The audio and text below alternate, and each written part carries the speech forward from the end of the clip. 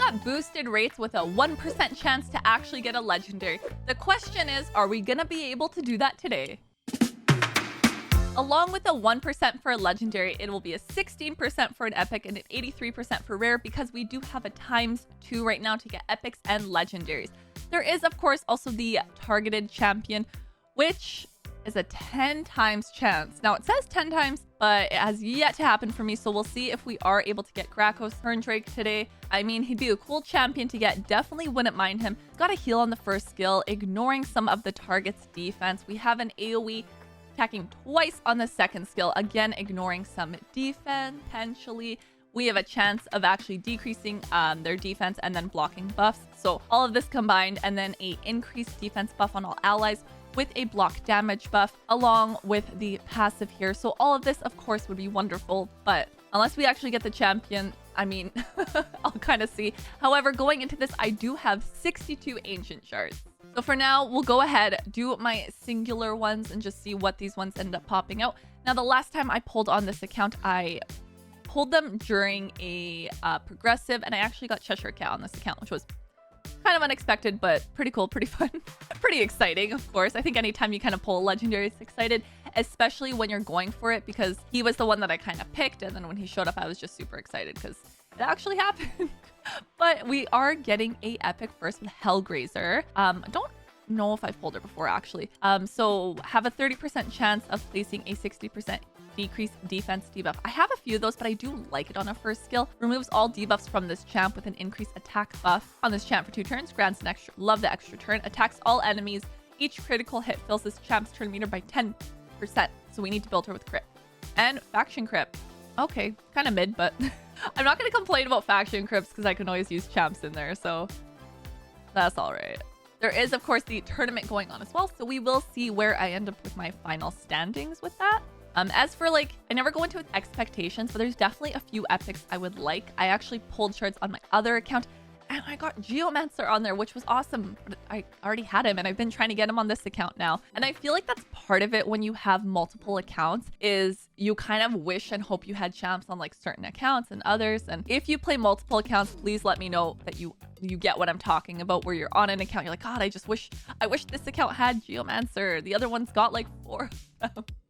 That's kind of how I feel like it goes. So, but it's also the joy of playing multiple accounts because there's different champs on them. So at least there's that, right? At least. One way to look at it, copium. Okay, let's finish off these single pulls. So only one epic out of, how many do? 12? Times 10 surely has to do better than that. Let's see.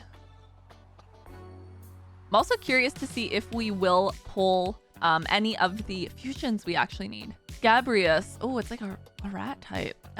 We have a 50% chance of placing a poison debuff. Attacks all enemies with a chance of placing a leech debuff. Chance of placing a weaken debuff. And place an increased attack buff if they place the weaken. Damage increases by 20% when attacking enemies under poison debuffs. Oh, he would go really nicely with my poison team, actually. The question is, am I going to want to put that effort into building a rare just for that? I don't know. Maybe for fun. Honestly, that's kind of where I'm at with this. Is like, maybe I'll start building champions more so for just fun, seeing if they work and kind of going that way with it. Not mad at that idea. We also have ultimate Galek. Look at that hair. So attacks an enemy with a chance of placing HP burned. Love that on a first skill. If this champion is under increased attack buff, fills this champion turn meter by 10% if the attack is critical, fills it by 5% if the attack is not critical. I kind of like that either way you get that. It's critical or not, at least it does something. We have the same thing with this skill. Attacks an enemy with a chance of placing HP burn debuff for 2 turns if they're under an increased attack debuff. Decreases the target's turn meter by 25% if critical, 10% if not. Again, I really don't mind that. Oh, I didn't even read the Ascended one, though. With the Ascended one, decrease the target's turn meter by 25% and places increased attack buff on this champ. There you go. Interesting. Probably same thing with here. Attacks all enemies 2 times. Love that. Each hit has a 50% chance of placing HP burn debuff. If this champ is under increased attack buff, each hit also has a 75% chance of decreasing the turn meter by 20. So I need accuracy and I need crit. Fully heals this champion and instantly removes any stun debuffs whenever an enemy places a stun debuff on this champ. Oh, for a passive, that's pretty cool. 3-turn cooldown passive. Sweet, ultimate Galek. Actually fairly excited for that one. He is one that I will build. Like I said, I like the fact like, oh, if it's crit, this will happen. If it's not crit, this will still happen, but less effective. But essentially, I'll need accuracy on him and ideally crit, but it looks like if the crit doesn't happen, then it is what it is. Oh my, this champ looks like he's been through it. On the struggle bus, 30% chance of HP. A lot of HP burn debuffs happening here. 50% increase attack buff on all allies for 2 turns. Fills turn meter of all allies by 20%. Revives 2 random allies with 60% HP. Fills their turn meter by 40%. Places a perfect veil buff on them for 2 turns with a 5-turn cooldown. I kind of like the 2 random allies. Again, is this a champion that I just build for fun? I mean, that's an option. My last 2 ×10 pulls, we'll do a ×10 and then maybe a singular. Ooh, epic, epic, epic. One more epic, epic. How many epics do we get here? Armina. So I have pulled her before.